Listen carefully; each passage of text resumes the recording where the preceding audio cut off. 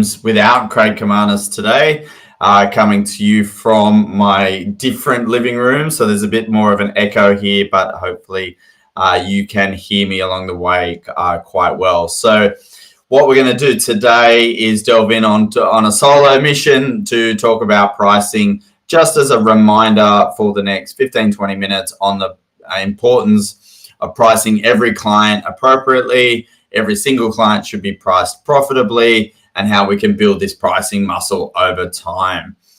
So a couple of little memes to get us started, because that's how I roll and that's what we like here. So first and foremost, when a client asks whether they can do it cheaper, first and foremost, what have we got on the screen? We've got half-done horses, and we've got a horse wrapped around the balustrade. That would be my favorite one of all. So what the client is asking you versus what you're being asked is that what the client is asking you is, can you do the same high quality job using your skills, education, and experience for less money? And the answer to that is no.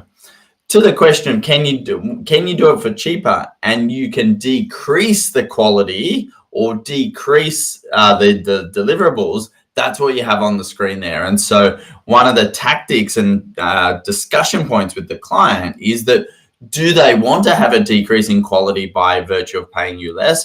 Do they want to have less service by paying you less? And so great couple of memes just to build your pricing muscle around what you should be doing and talking about in relation to that. Second thing on the bottom left-hand corner, for those that live in Sydney, that is a rug shop that was on Victoria Road that was closing down for 10 years straight. So that was their sales tactic to get people in. They were closing down. We all know that rug shops around Australia, maybe even around the world, are all going out of business and closing down. This particular one was closing down for 10 years, as I said, but it even went through 3 different owners, and it maintained that. And one of the reasons was it was actually quite expensive to take down the closing down sign, so they just left it there. And finally, this guy from the auction TV show in America, the best I can do is the actual price. Is at some point in time, there's no more negotiating. The price is the price, and that's the best that I can do. For those that are thinking about your experience, these 2 things on the screen just build you a little bit of muscle around the experience. You're not paying for the 30 minutes that it took me to do the job. You're paying for the years, the 10 years that it took me to learn how to do this, to get here today so that I could do it in 30 minutes. You're paying me for the years, not the minutes. And this invoice on the screen here, I'm sure some of you have heard this story before, but it is all about how a particular shipbuilder, engine broke down in a ship. They needed someone to fix it. All these people tried to come and fix it. Someone finally came and fixed it, gave them a bill for £10,000. It's extraordinary. The ship owner said, well, can you give me an itemized bill?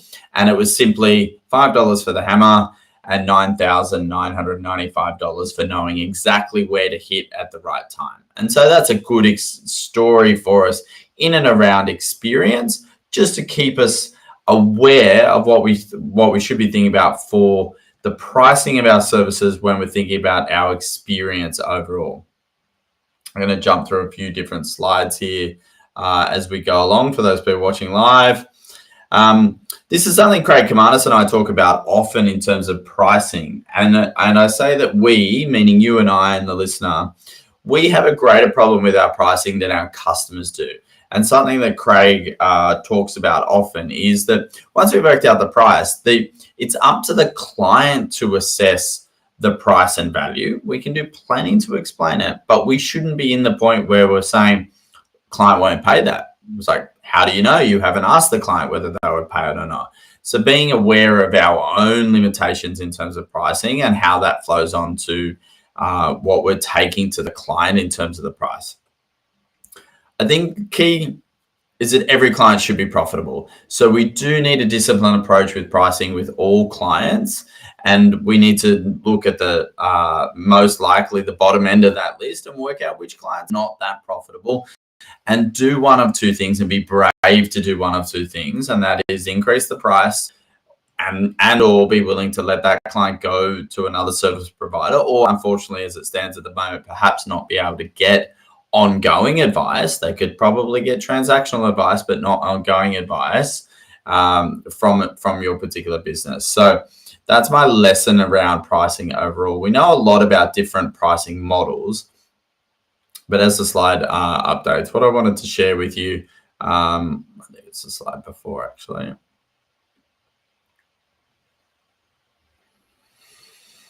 One of the challenges we have with pricing is that sometimes we're just not comfortable. So we have to be really clear just in terms of these pricing models overall. We need to be clear on what our price is for our service, dollars and cents, but also how we explain it. Explaining financial planning prices is very complicated.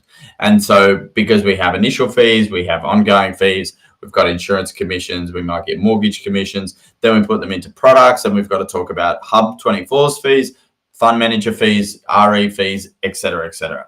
And so all of the conversation around fees can get awkward because of the complexity. And so what I like to tell when I'm talking to clients about fees, I like to go through a 3-step process when we're talking about the fees. And so the 3-step process is to set up, firstly, explain what our service packages are, then secondly, how fees work, and then thirdly, what the fees are. And so this process actually breaks it down into the 3 steps so that the clients can be taken on a journey to us telling them the price. Okay. Obviously, this is not necessarily in a first meeting, but in a meeting where you've already delivered part of the meeting. But what we want to communicate first and foremost is, Mr. and Mrs. Client, this is the service that we have. We have a wealth mentor program.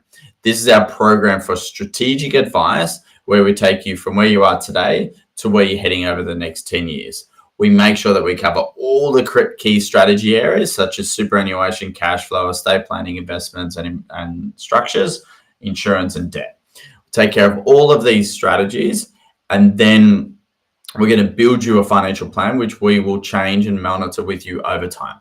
2 things I guarantee is your situation and the world around you will change over time. And so we've built a package and a plan that makes sure that you're in touch with us and we're in touch with you on an ongoing basis. The way in which we charge for our fees, so this is moving to section 2. The way in which we charge for our fees is as follows. We charge an initial fee for you to become a client.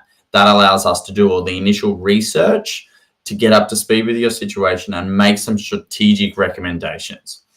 We also charge a monthly fee, a monthly retainer, for you to stay a client on an ongoing basis. Now that retainer is for a minimum of 12 months, so we'd expect we would work with you for a minimum of 12 months, but the vast majority of our clients work with us on an ongoing basis because, as I said earlier, those changing worlds and situations means they need someone in their pocket that they can call on when their situation changes. And finally, our fees are this. And you'll say our initial fee is, including GST, our initial fee is $4,400 to become a client, and then you'll pay $480 for a month for a minimum of 12 months. After 12 months, we index it with inflation. And that's an explanation of our fees. And so that was a little bit of a role play because Craig wasn't here. I was just talking to myself.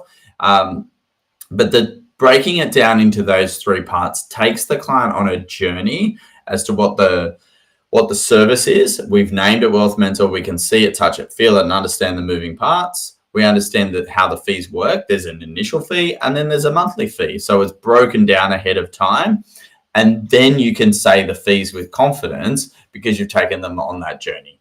And so we want to practice each element of that pitch in order to make sure that we're confidently explaining our services, confidently explaining how the fees work, and then confidently asking or telling the clients what the fees are overall.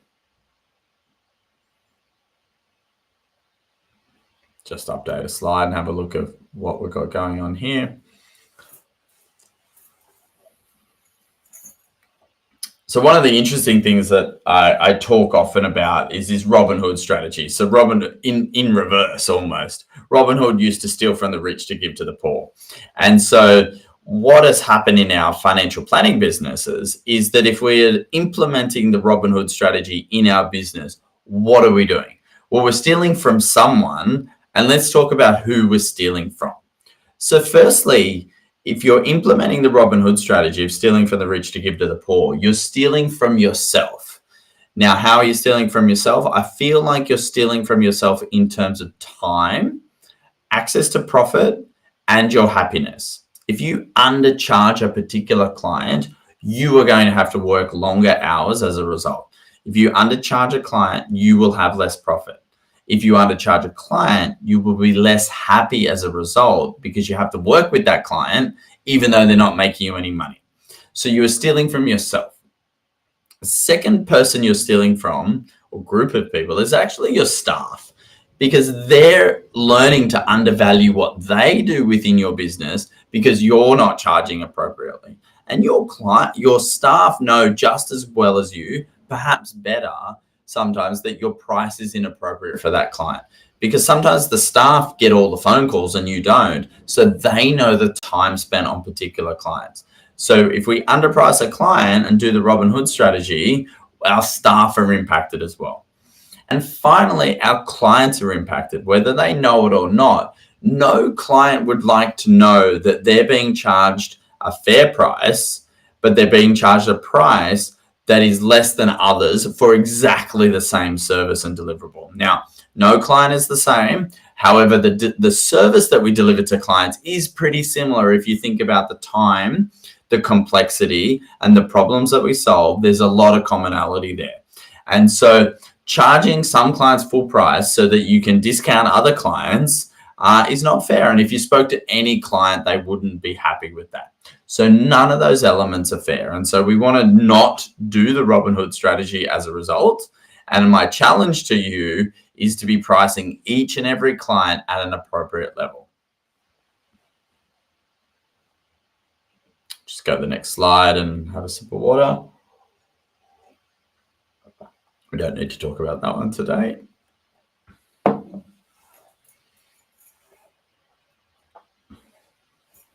So one of the things that we talk about when we're forecasting the number of clients and our growth within the business, we need to think about the sales funnel of how many opportunities that we need to get in front of in order to get the right clients in the door. So what we need to do at the forecasting growth side of our pricing is that we've worked out what the ideal price is to solve the problem. Now we need to work out, well, how many clients do I want to bring in at that ideal price? If you're full beyond anything else, if you're full or getting full in terms of your business, you would never bring clients into your business that aren't paying the right fee. So if we take a look at this as how many opportunities do I need in my business in order to be successful? So first and foremost, the number and quality of those opportunities is key, first and foremost. So how many opportunities? And then we need to obviously be thinking about how successful we are in terms of those initial meetings. So how many initial meetings do I need to have based on prospects that I've seen? And then how many do I need to engage in order to meet my business goals? And so it's a tiering across everything that we need to be completely aware of. I need to sign up 20 clients. If I need to sign up 20 clients, I need to probably have, and I'm making the numbers up, 40 initial meetings. In order to get 40 initial meetings, how many prospective meetings do I need to have? And that could be 80. And then so you say how many opportunities, not meetings, but how many opportunities do we need is 80. So everyone in financial planning should have better sales stats than that. But we've got to work out those 80 is the problem that we need to solve, not the 20 clients. So if we focus our effort on going, well, how am I going to get the opportunities? What activities am I doing to get in front and get names and contact details of 80 opportunities so that I can take them on a journey to get 20 ideal clients? That's the goal overall for your business.